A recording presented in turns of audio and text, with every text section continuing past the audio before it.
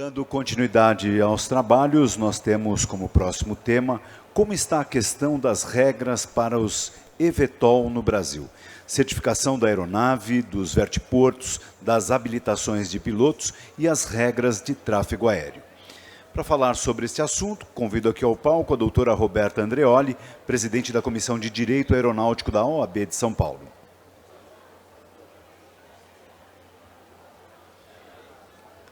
Roberta, seja muito bem-vinda, é um prazer te receber. Você prefere falar aqui ou sem fio de mão? Pode ser assim. Você tem slide? Tem slide.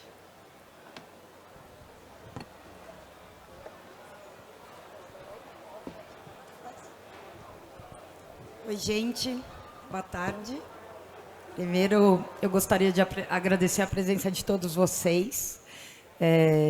Muita gente que está aqui na plateia está com stand, está, enfim, fazendo o seu trabalho aqui nessa feira e passou aqui para prestigiar aqui a apresentação sobre esse tema super novo, né, de inovação tecnológica, essas aeronaves, esse novo modal, o eVTOL.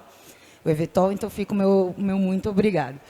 Depois, eu gostaria de agradecer a Labassi por esse convite. Para mim, é uma honra poder falar nesse evento, o evento mais importante da aviação, né, Brasil, América Latina.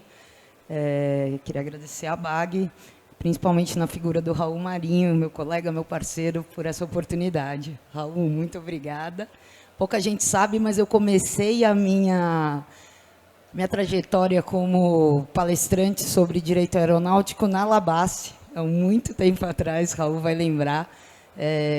Fiz uma apresentação na época, a ANAC estava discutindo em audiência pública a regulamentação sobre compartilhamento de aeronaves, já faz um tempinho, e eu tive a oportunidade de trazer esse tema para os operadores. Hoje é um assunto super conhecido aqui, né, a subparticada do RBAC 91. Depois tivemos algumas outras apresentações e hoje eu tenho a oportunidade de estar aqui falando de eVTOL, né, dando um kick-off nesse tema no viés regulatório aqui nessa edição da feira. E isso me traz, enfim, muita alegria, muito prestígio.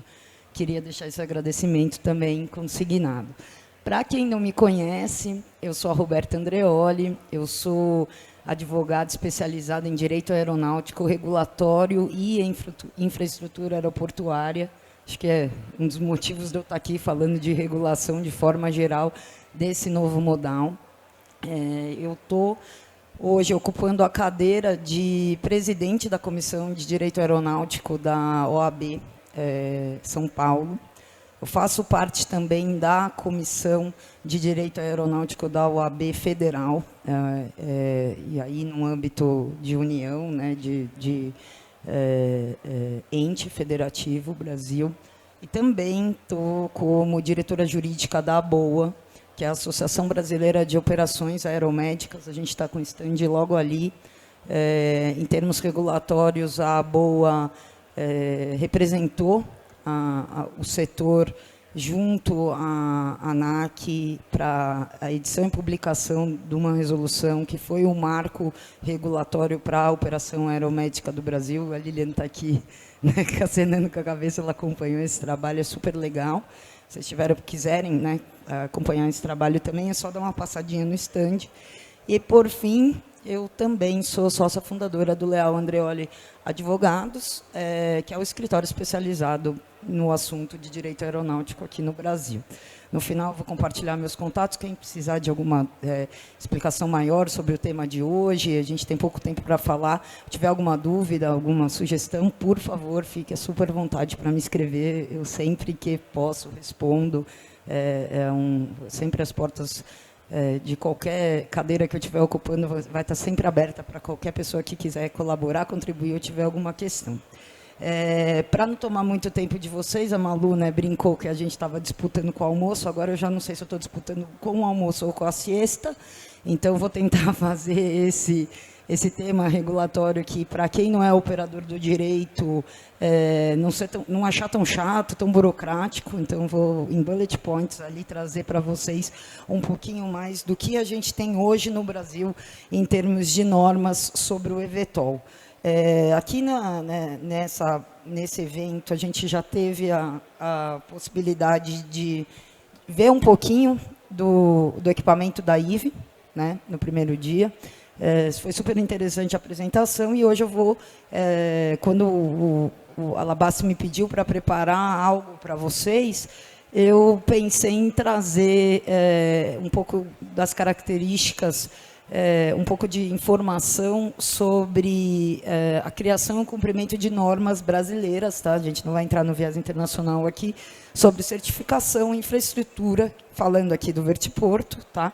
Habilitação de pilotos, porque é uma novidade da agência, e operação das aeronaves / tráfego aéreo, que a gente sai um pouquinho do escopo da ANAC e entra na competência do DSEA. Não sei se tem algum representante do DSEA aqui. Se tiver, por favor, quiser se manifestar, vai ser super bem-vindo. ANAC, eu estou vendo. Agradeço a presença também. Bom, primeira coisa que aconteceu em relação à parte regulatória de eVTOLs no Brasil foi em 2023, quando a ANAC iniciou as conversas com as autoridades estrangeiras de aviação e começou um processo de assinatura de cartas de intenções, em termos jargão jurídico, LOIs, Letter of Intentions, firmando acordos com essas agências para os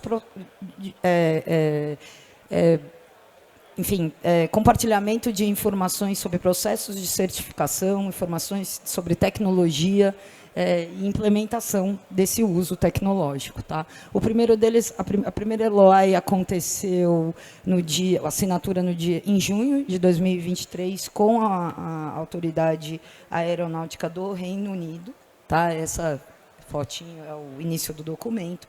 Logo na sequência, no dia seguinte, durante a EASA FAA Safety Conference, foi assinada com a própria EASA uma LOI também versando sobre o mesmo tema. E a ANAC assinou com o FAA, em outubro, poucos meses depois, do ano passado, outra carta de intenção. Tá? O que significa isso? Que as agências estão coordenadas, trocando informação sobre o assunto. Tá? Então, aquela mania, né, do brasileiro falar que as nossas coisas são sempre mais atrasadas, colocar um viés negativo, né, no processo brasileiro de desenvolvimento de norma, não é real. A gente está correndo junto com as autoridades internacionais sobre esse assunto, assim como foi no mercado de drones. Tá? A próxima marco regulatório importante que tivemos apresentado pela ANAC foi a publicação em agosto de 2023, do Advanced Air Mobility Panorama e Perspectivas, sobre a questão era uma carta aberta à sociedade, né, versando sobre a fase de desenvolvimento dos equipamentos, as aeronaves em si, né, suas diferenciações, tecnologias aplicadas, barreiras a serem superadas, que a gente sabe que não são poucas, e aí não só em termos regulatórios, mas como em termos operacionais, e versou também sobre o papel na ANAC na coordenação de tudo isso, né, deixando muito claro, como sempre a agência deixa, de que a segurança das operações irá ser sempre a prioridade. Tá? Esse documento está disponível no site da ANAC, é um link. Se vocês tiverem dificuldade para achar, entre em contato comigo, eu passo para vocês, mas é um documento público normal. O que né, é legal de falar em relação à certificação das aeronaves? Tá? Que a agência, né, ela entende que o eVTOL ele é uma aeronave não convencional. Tá? E, por conta disso, as diretrizes vigentes para as aeronaves convencionais que forem aplicadas, possivelmente, que puderem ser aplicadas para a certificação do eVTOL, vão ser utilizadas. E esse direcionamento regulatório, ele está no RBAC 21, nesse item 17B, se alguém, enfim, precisar dessa fundamentação por qualquer motivo, essa é a informação importante, né? A pergunta ali de $1 milhão sobre o processo de certificação. E ele diz que, como base, né, hoje a gente vai usar o que já existe para as outras aeronaves. Então, isso também justifica muito da fala da ANAC sobre vamos utilizar para vertiportos, a gente vai ver mais para frente o que já existe para helipontos ou heliportos, vamos utilizar para certificação o que já existe para aeronave de asa fixa ou, eventualmente, um helicóptero e assim por diante. Tá? O que aconteceu depois de que a ANAC apresentou esse posicionamento em relação à certificação do eVTOL? No final do ano passado, foi aberta uma consulta setorial, essa daqui, número 10, de 2023, versando sobre a proposta de critérios de aeronavegabilidade de classe especial para a aeronave da IVE, que a gente encontra a maquete ali logo na entradinha da Labassi, super bonitinha, acho que todo mundo viu. E essa consulta pública, ela durou um tempo, quase 3 meses. Os interessados puderam apresentar as contribuições sociais até março desse ano. Houveram bastantes contribuições, foram 250, isso é bastante, uma consulta setorial. E hoje a ANAC está analisando o que foi recebido após essa análise. Esses critérios eles vão ser publicados e aí sim a gente terá um marco regulatório, o primeiro, né, para a certificação de eVTOLs no Brasil. Né? Eu particularmente, estou na torcida muito forte para que isso aconteça rapidamente, porque todo mundo pergunta se o eVTOL já está voando, como é que vai fazer para voar, e isso aqui é o início do processo, para que a gente atinja esse objetivo.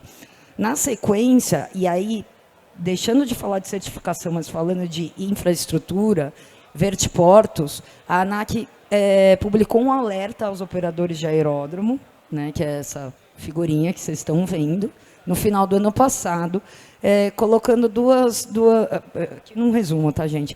Mas indicando que as operações dos vertiportos elas poderão acontecer num ambiente regulatório experimental, que é o famoso sandbox, que eu vou falar na sequência, e indicando que, para esses locais de pouso e decolagem de aeronaves elétricas, o que puder ser absorvido da regulamentação de helipontos, né, que é o RBAC 155, mais manuais, indicações no site, etc., vai ser utilizado. Também, a ANAC também abriu uma consulta pública no começo desse ano, começo não, né, abril desse ano, versando sobre o sandbox em si. Tá? Isso serve para tudo, não só para vertiporto, tá? O pessoal do drone pode utilizar isso, essas normas que serão publicadas, mas aqui a gente está com foco em eVTOL, então essa consulta pública foi aberta, receberam diversas contribuições até junho desse ano, agora, mês passado, que estão sendo analisadas. E o que significa isso no ambiente regulatório? Né? Quando a gente está no sandbox, significa que haverá uma construção de um ambiente que a tecnologia poderá ser desenvolvida com flexibilização ou dispensa de aplicação de determinadas normas, porque eles vão estar num ambiente seguro, num ambiente restrito para aquela operação. Então, isso diz muito sobre regulação responsiva, isso diz muito sobre incentivo ao desenvolvimento tecnológico dentro da indústria aeronáutica, sem que o órgão regulador, aquele que publica as normas, impeça esse desenvolvimento ou trave esse desenvolvimento por questões burocráticas que ainda não tiveram sua efetividade sequer testadas. Eu, particularmente, vou por esse viés, a minha opinião legal é sempre no sentido de que o normativo não deve impedir o desenvolvimento tecnológico. Então, para mim, é uma honra poder presenciar esse tipo de direcionamento da agência para o mercado aeronáutico. Bom, falando um pouquinho... Voltou? Não, esse é o edital, tá? Saiu essa consulta e agora, essa notícia é bem importante, tá? Também, cerca de um mês atrás, a ANAC publicou esse edital na forma de chamamento público para o mercado que pretenda desenvolver um ambiente regulatório experimental, um sandbox para os vertiportos, tá? Pessoal que está falando de vertiporto por aqui, essa possibilidade de participação junto à ANAC para desenvolver a tecnologia, a infraestrutura, com a discussão da aplicabilidade das normas e o desenvolvimento de regras que se mostrem necessárias. Tá? Esse edital está aberto, ele vai ficar disponível para inscrições até outubro, dia 3, isso é uma data importante. Isso é um processo administrativo formal, então, se não tiver um direcionamento da agência, essa data ela não pode ser estendida, então tem que prestar atenção. E aquele que, a empresa que demonstrar que tem capacidade técnica para desenvolver a atividade em sandbox e oferecer as soluções inovadoras que a agência quer que apareça nesse momento, ela pode preencher, enfim, os requisitos. Eu não trouxe, o edital é grande, tá? Hoje não ia ter nem como a gente trazer isso para vocês, mas quem tiver alguma dúvida, entre em contato comigo que eu consigo explicar direitinho. E a previsão da ANAC para a divulgação do resultado disso é para janeiro de 2025. Então, está rápido, né? A gente está pensando assim, no universo de 6 meses, é pouco tempo em termos regulatórios, tá? Mudando um pouquinho Opa! Perdão, gente.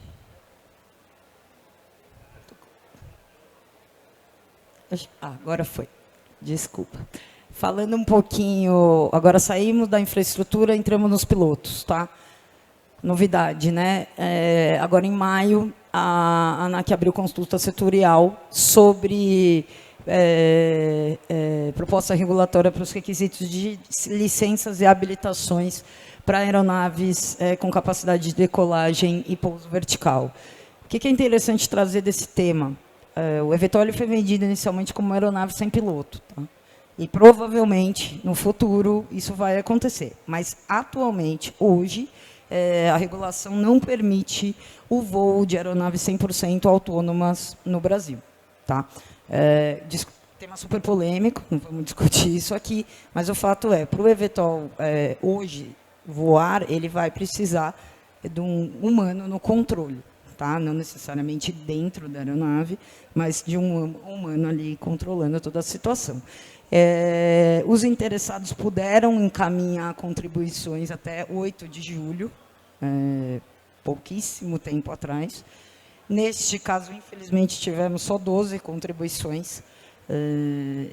Enfim, acho que não sei se foi uma questão de o tema ser tão novo que poucas pessoas se atentaram, mas 12 contribuições é melhor do que nenhuma contribuição, e a ANAC está analisando essa consulta, os termos dessa consulta setorial. Falando um pouquinho agora dos entraves regulatórios do tráfego aéreo. A gente sai da ANAC, entra no DSEA, por razões óbvias, e aí o que o DSEA traz em relação a esse assunto? Da mesma maneira que eles fizeram com os drones, há uma década mais ou menos atrás, foi apresentado para a sociedade, na forma de Prenor, que é como se fosse uma consulta pública do DSEA, uma diretriz do Comando da Aeronáutica versando sobre concepção operacional, UAM nacional, que, enfim, fala de uma abordagem interdisciplinar do tema, colaborativa, porque várias questões ali estão envolvidas para a utilização desse espaço aéreo, né? Por quê? Porque esse não é só um assunto aeronáutico, mas é um assunto de mobilidade aerourbana. Então, a gente vai esbarrar também em questões regulatórias, que eu vou falar um pouquinho mais para frente, de município, né, da União, propriamente dita, e não questões regulatórias só aeronáuticas. Tá? E esse documento, que ainda não foi publicado, ele está sob análise do DSEA, ele também aponta que o que vale para os helicópteros e puder ser absorvido, assim será. Tá? Esse aqui é a carinha desse Prenor que saiu. A diretriz vai ser a 351.7. Estamos aguardando a publicação desse documento pelo DCEA. E, enfim, também é algo que deve ser atentado pelo operador ou pelo fabricante da aeronave, porque não basta só certificar o equipamento, mas ele, né, a pessoa tem que dominar as regras de voo desse equipamento assim que necessário. Aqui, eu acabei ali os bullets sobre as diretrizes regulatórias existentes sobre certificação, infraestrutura, habilitação e licença e tráfego aéreo, né? E queria trazer para vocês também informações relevantes sobre competência regulatória. Tá? A gente falou basicamente de ANAC e DCEA aqui, que eles fazem parte da administração pública indireta. Tá? Mas o nosso sistema normativo, via Constituição Federal, né, ele permite a utilização de diretrizes internacionais, e aí elas vêm da ICAO, né, da OAS, que fala sobre esse assunto. Hoje a gente não tem... como, né, as aeronaves não estão voando no Brasil, então a gente não tem nenhuma aplicação efetiva de nenhuma dessas normas, mas, com certeza, a agência, o DCEA, ao publicar os normativos específicos, irá observar as normas da ICAO. Tá? E a gente tem a questão da administração pública direta, que foi o que eu falei agora há pouco. Né? A União fala via ANAC, né? Mas os municípios eles vão falar via órgão legislativo municipal sobre a questão ali de mobilidade aérea urbana. Então, o que a gente tem que pensar sobre isso? Tá? Que, primeiro, isso está fundamentado na Constituição Federal, eu trouxe os artigos, não vou ler para vocês, porque é chato até para mim, é um pouco chato, imagina para quem não é da área, mas aqui está a fundamentação. Segundo, a gente tem as normas, eu peguei a base de São Paulo, tá? Normas públicas, né, de política de desenvolvimento urbano e plano diretor que prevêem a questão da organização do sistema de infraestrutura aeroviária, né, que é onde as aeronaves vão voar. E a gente tem como parâmetro, né, as normas que versam sobre a instalação e funcionamento de heliportos e helipontos em São Paulo. E para quem viveu 5, 6 anos atrás, a gente já teve um pouco de problema, principalmente no aeromédico, para a utilização desses helipontos pelos operadores de forma geral, porque a gente tinha as regras de utilização do solo da cidade de São Paulo, as questões de ruído, e isso acabou acarretando no fechamento de muitos helipontos, o que foi um prejuízo, porque a gente tem a maior frota de helicópteros do mundo, até onde eu sei. Imagina você não ter onde pousar isso dentro de um grande centro urbano.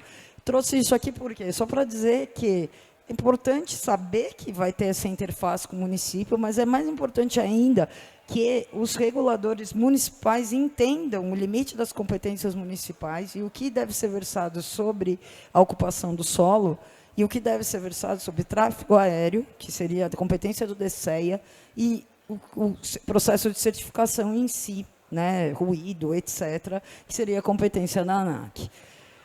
Aqui, só trouxe a lei que cria a Agência Nacional de Aviação Civil, para que vocês saibam que a agência é investida de autoridade para regular e fiscalizar qualquer operação aérea, e isso vai se aplicar aos eVTOLs de forma óbvia.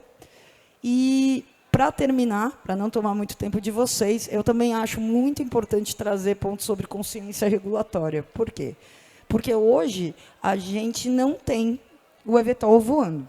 Mas, quando começar a voar, é importante seguir as normas para a atividade não ser regular e saber que, no caso de descumprimento, o natural é haver uma punibilidade. Então, além das regras da própria ANAC, no próprio DCEA, que já existem e poderão ser aplicadas para essa operação, ou poderão ser ajustadas para essa operação, que é o que a gente discutiu anteriormente, a gente vai ter tipos de contravenções penais que são, né, um crime de menor potencial ofensivo contra a aviação civil, normas do Código Penal, tipos penais, crimes que estão no Código Penal, que poderão ser aplicados para aquele que não tiver uma atividade irregular com o eVTOL, assim como acontece com qualquer aeronave e drones. Tá?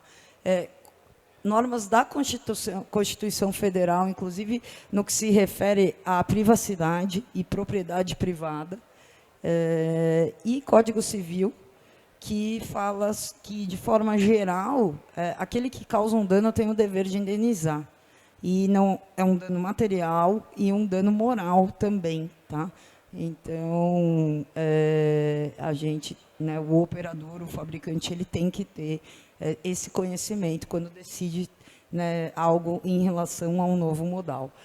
E o Código Brasileiro de Aeronáutica, que apesar de ter sido publicado em 86, ele é aplicado para todo o setor, então, com certeza, ali a gente vai encontrar vários dispositivos que serão ajustados para uma aplicação para esse novo modal. Era isso que eu tinha para trazer para vocês. Acho que todo mundo conseguiu ficar acordadinho durante a apresentação. Muito obrigada. Fico muito feliz de poder falar desse tema tão novo, tão especial, né, para quem acompanha o setor, enfim, como inovação, como futuro. Esses são os meus contatos. Só tirar fotinho do QR Code, vai direto para o teu celular.